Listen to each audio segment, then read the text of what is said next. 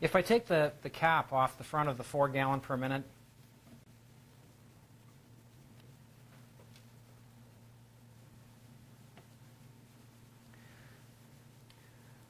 inside of here there's a very small hole, which is probably very difficult to view on the camera.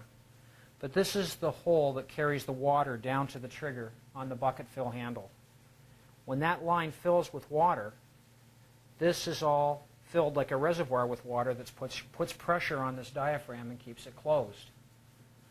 When I open the bucket fill, it allows the water to flow, which takes the pressure off the diaphragm and allows it to open.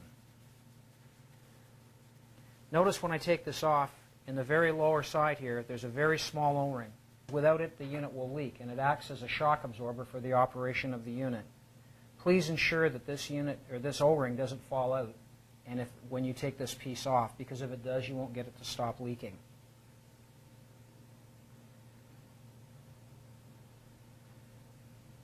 Inside, you can see we have a small O-ring,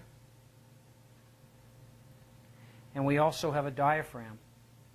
And this diaphragm also has a butterfly that's attached to it. So it's actually 2 pieces. The diaphragm is the same on this side, except it doesn't have the butterfly and it doesn't have the O-ring.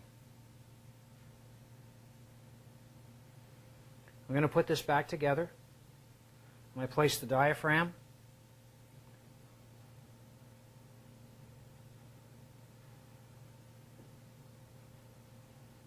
And the O-ring. I can see that my small O-ring is still in place. I can now replace my cap.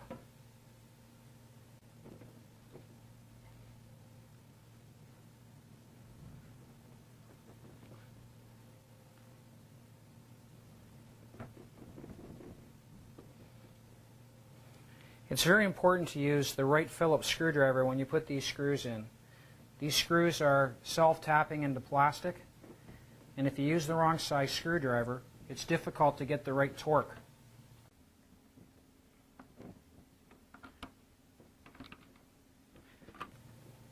Let's give it a try.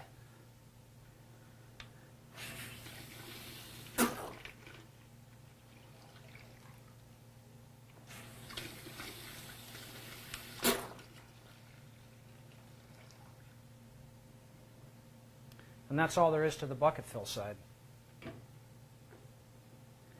On the bottle fill side, I'll depressurize.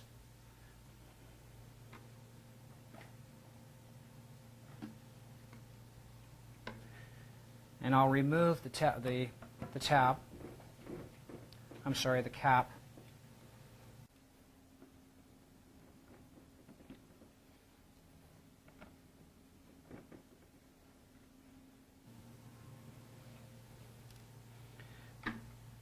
And you can see inside of here that this tab that's inside of here, just as we push it, takes the pressure off of the diaphragm to allow it to lift and let the water come out.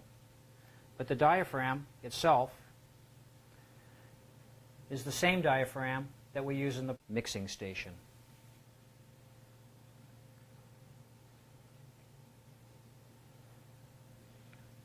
This part is also available separately.